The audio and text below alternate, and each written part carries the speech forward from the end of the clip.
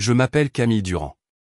J'ai 32 ans, je suis une spécialiste en marketing qui a bâti sa carrière en sachant décrypter les signaux subtils, le langage corporel dans les salles de réunion. Le changement de ton d'un client juste avant que les objections ne fusent. Cette compétence ne m'a jamais fait défaut au travail. Je ne m'attendais pas à ce que ce soit la seule chose qui me maintienne stable à la table de ma propre famille. La vieille maison de Bordeaux craquait alors que j'entrais, la mousse se balançant contre les fenêtres. Mon père, Thomas, m'a accueilli avec un bref hochement de tête au lieu de sa chaleureuse tape habituelle dans le dos. Ma mère s'affairait dans la cuisine en fredonnant trop fort, et ma sœur, Chloé, faisait défiler son téléphone sur le canapé, sa montre sertie de diamants captant la lumière du lustre. L'odeur de lasagne emplissait la salle à manger, mais l'atmosphère était tendue, comme répétée, comme si tout le monde avait mémorisé les répliques d'un scénario qu'on ne m'avait pas donné. J'ai posé mon sac et me suis dirigé vers la table. C'est là que je les ai vus. Sur le buffet, près de l'argenterie, reposait une pile de documents juridiques. Thomas se tenait près de Chloé, le front plissé de concentration pendant qu'elle se penchait sur les papiers. Mon cœur a fait un bond quand mes yeux ont saisi l'encre. Mon nom, écrit d'une main qui était la mienne sans être la mienne.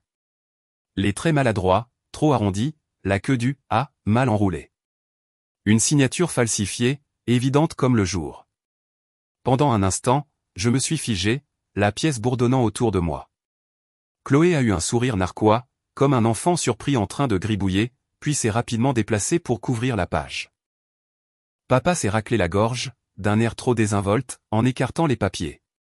Il pensait que je n'avais rien remarqué. J'ai soulevé mon verre d'eau, empêchant mes mains de trembler, et j'ai souri. Des années de négociation m'avaient appris le pouvoir du silence. Ils se croyaient en avance, mais aucun d'entre eux ne connaissait la vérité, les comptes auxquels ils voulaient si désespérément accéder contenaient exactement 1 euro et un déclencheur d'alerte rouge. Au moment où ils essaieraient d'y toucher, des alarmes se déclencheraient là où ils s'y attendaient le moins. Je me suis assise à table, posant ma serviette sur mes genoux, le masque de la fille dévouée bien en place. Le piège était déjà tendu.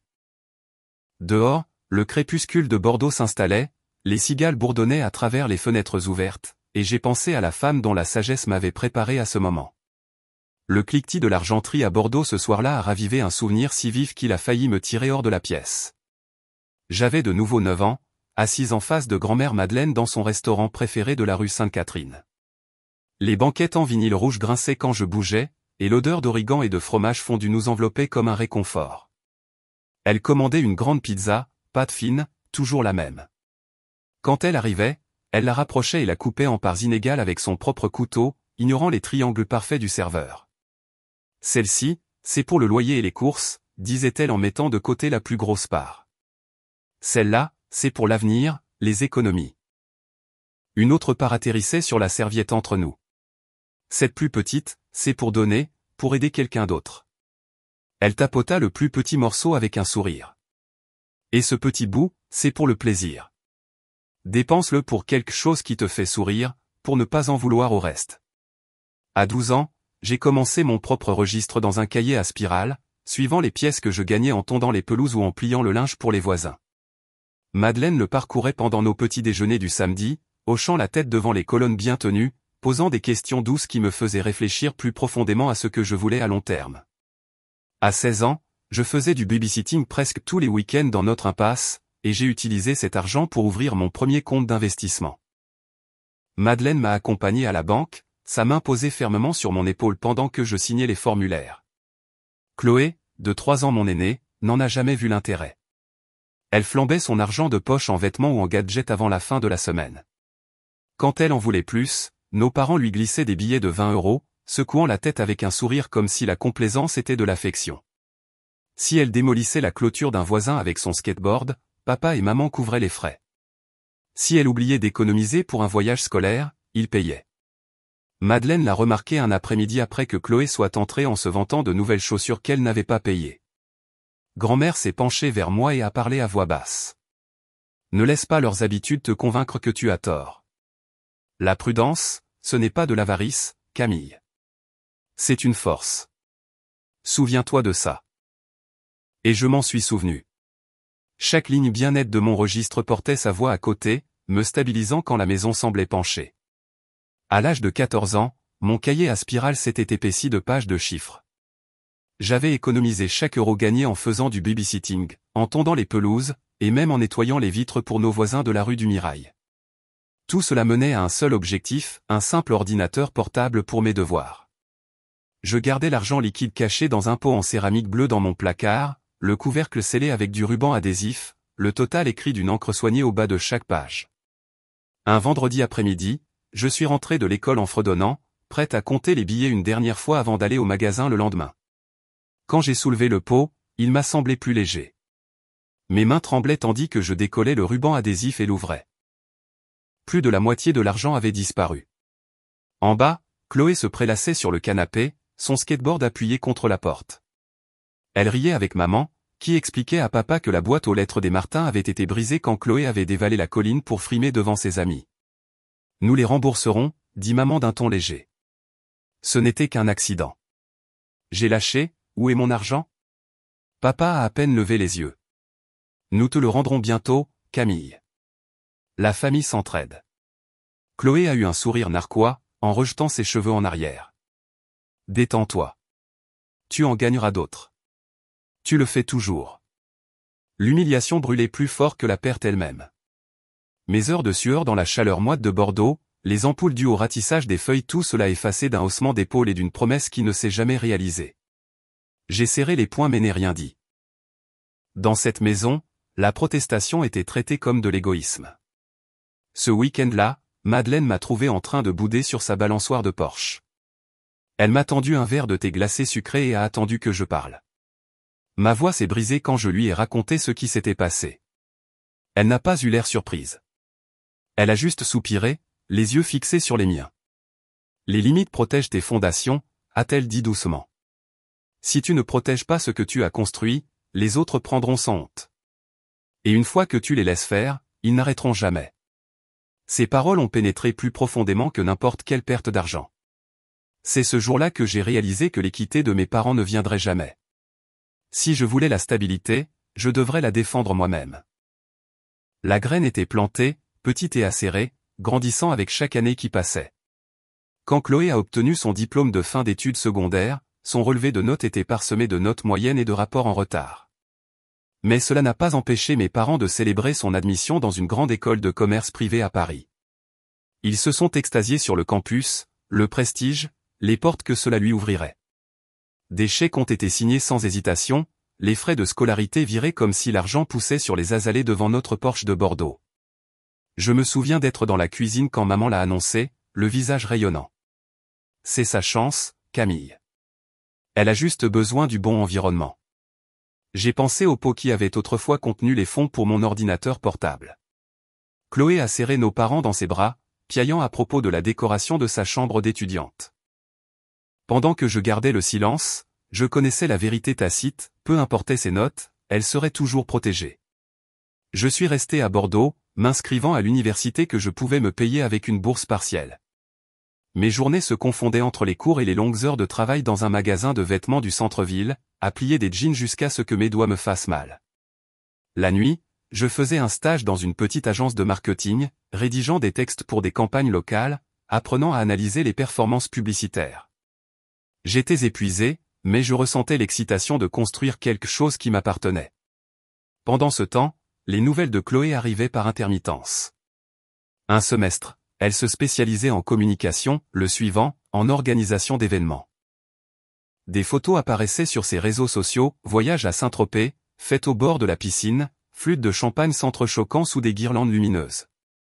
Quand elle ratait des cours, nos parents payaient simplement pour des cours d'été, balayant les inquiétudes d'un « elle est juste en train de se trouver ».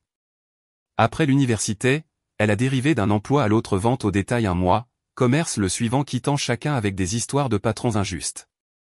Pourtant, elle réapparaissait toujours avec de nouveaux sacs à main, des bijoux étincelants et des voitures de luxe de location. J'ai reconstitué le puzzle, des prêts co-signés par papa, des cartes de crédit couvertes par maman. Quand j'ai obtenu ma première vraie promotion à l'agence, devenant coordinatrice marketing, je suis rentré à la maison pour partager la nouvelle. Maman a souri poliment.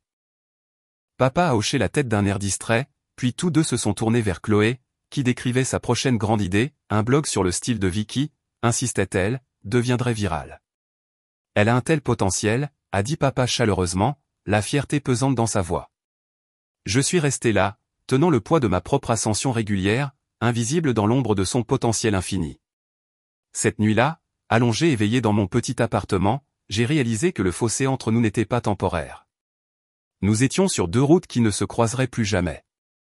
L'appel est arrivé par un lourd après-midi doux, lorsque l'air de Bordeaux semblait trop épais pour respirer.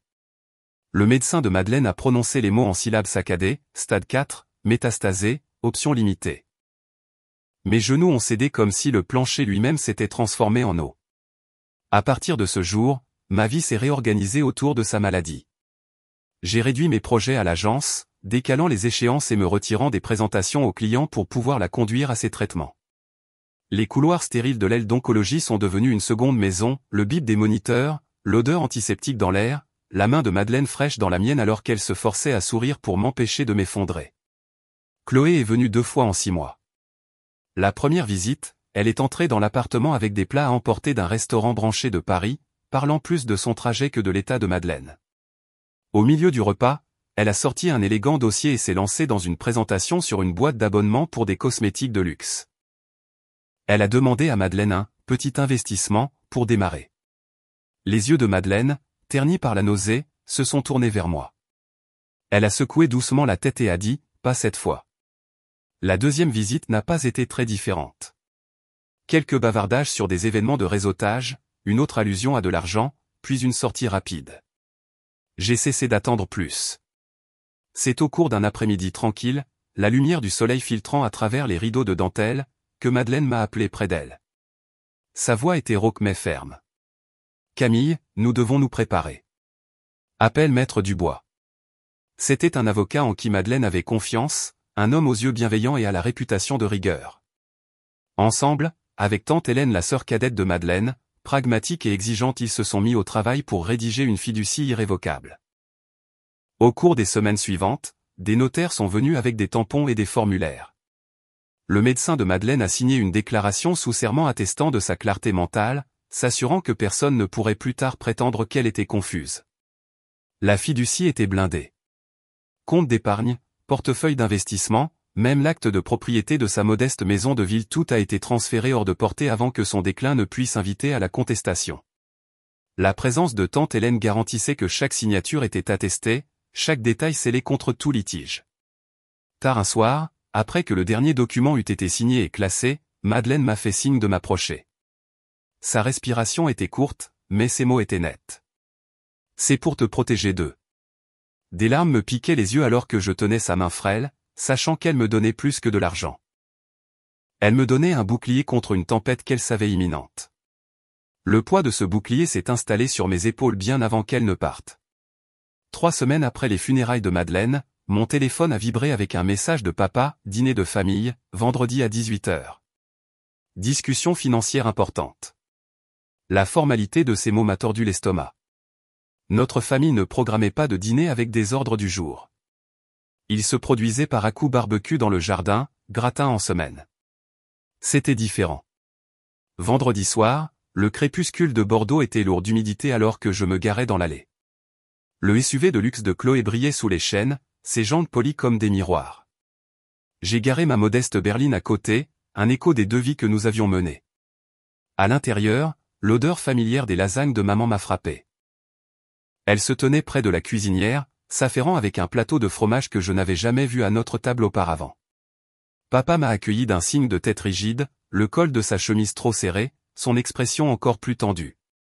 Chloé se prélassait dans le salon, faisant défiler son téléphone, un bracelet de créateur captant la lumière à chaque mouvement de son poignet.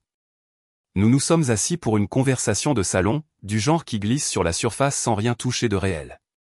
Alors que j'apportais les boissons de la cuisine, mes yeux se sont posés sur une pile de papier à moitié couverte par une serviette sur le buffet. Des formulaires juridiques, mon nom griffonné dessus d'une main maladroite. La même fausse courbe sur le « A » que précédemment. Mon pouce est accéléré, mais j'ai posé les verres calmement, comme si je n'avais rien vu. Plus tard, pendant que la conversation bourdonnait autour de la table, je me suis excusé. Au lieu de me diriger vers la salle de bain, je me suis glissé discrètement dans le bureau de papa. L'air sentait légèrement le cuir et le vieux papier. Sur son bureau se trouvait un dossier étiqueté « Finances de Chloé » de son écriture soignée. Je l'ai ouvert avec des doigts tremblants.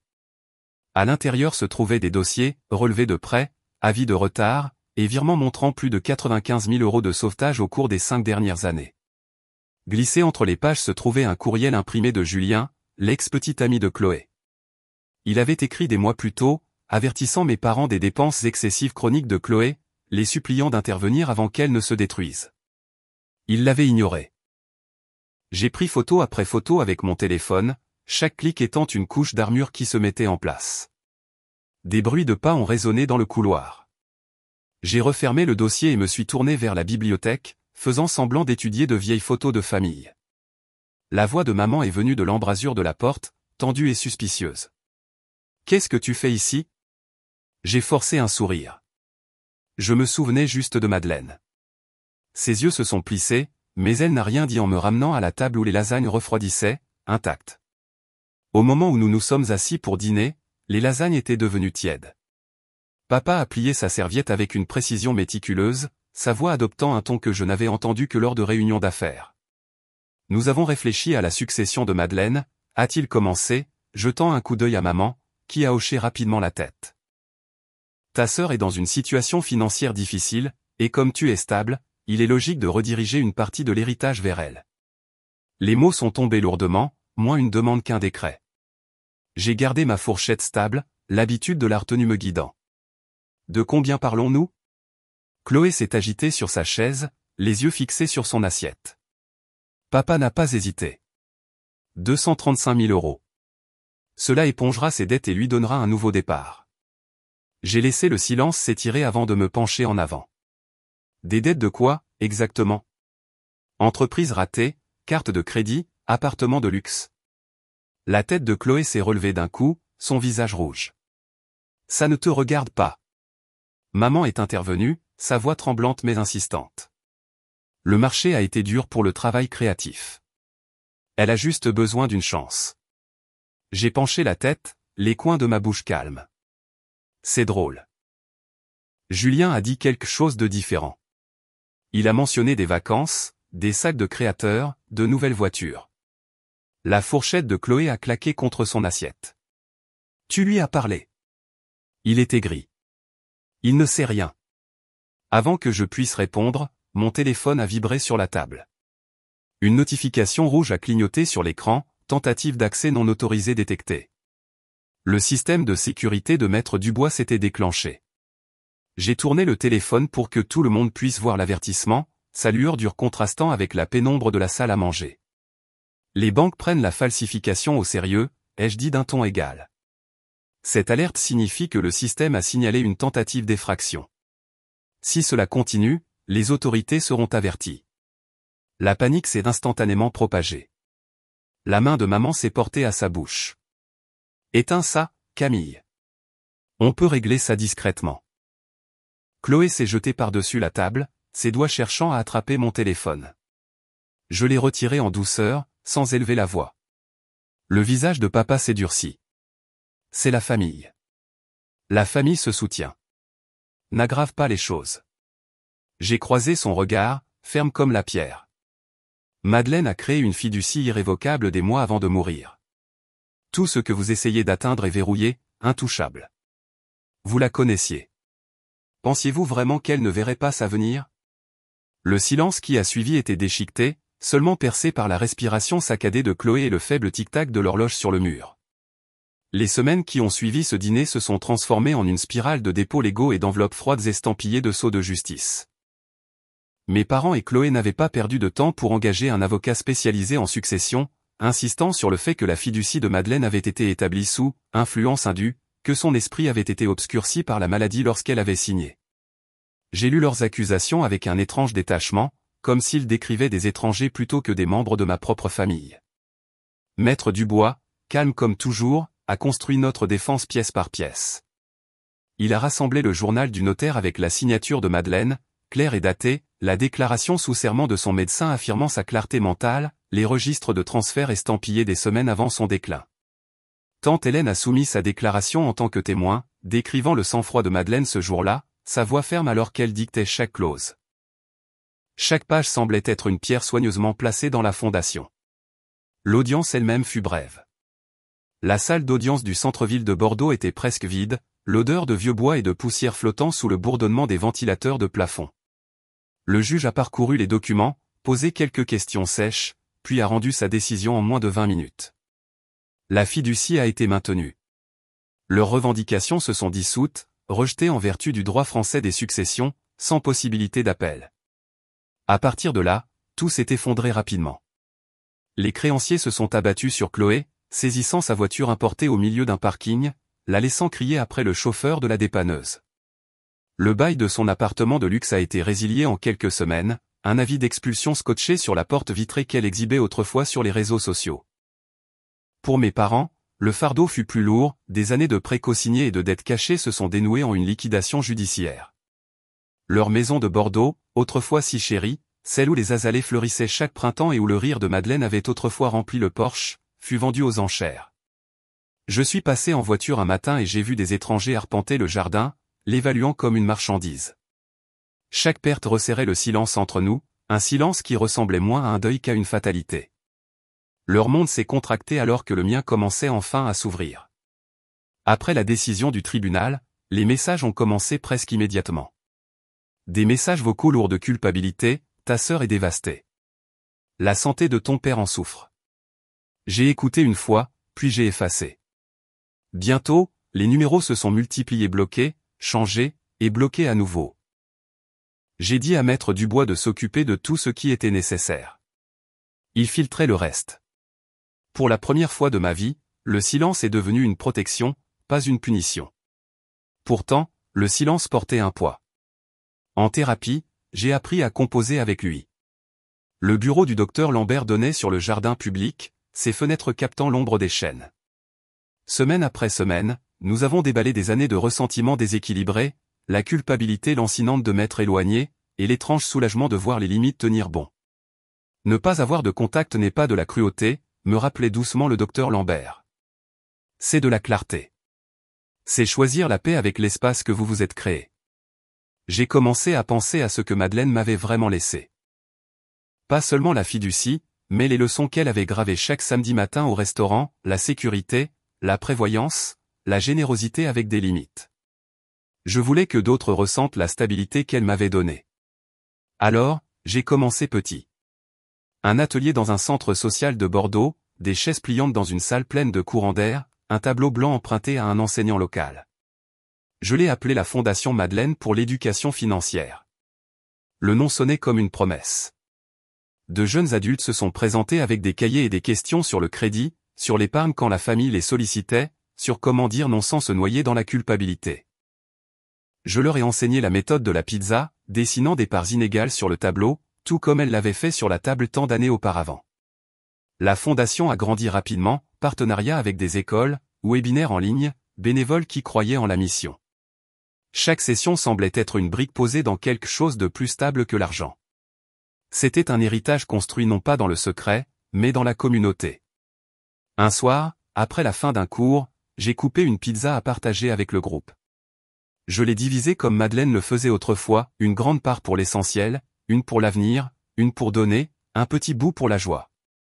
Avant de distribuer les assiettes, j'ai laissé une seule part intacte au centre de la table. À côté se trouvait une petite photo encadrée de Madeleine, son sourire discret mais féroce. Les étudiants ont ri, tendant la main vers leur morceau. J'ai regardé la part restante et j'ai senti la pièce se stabiliser autour de moi.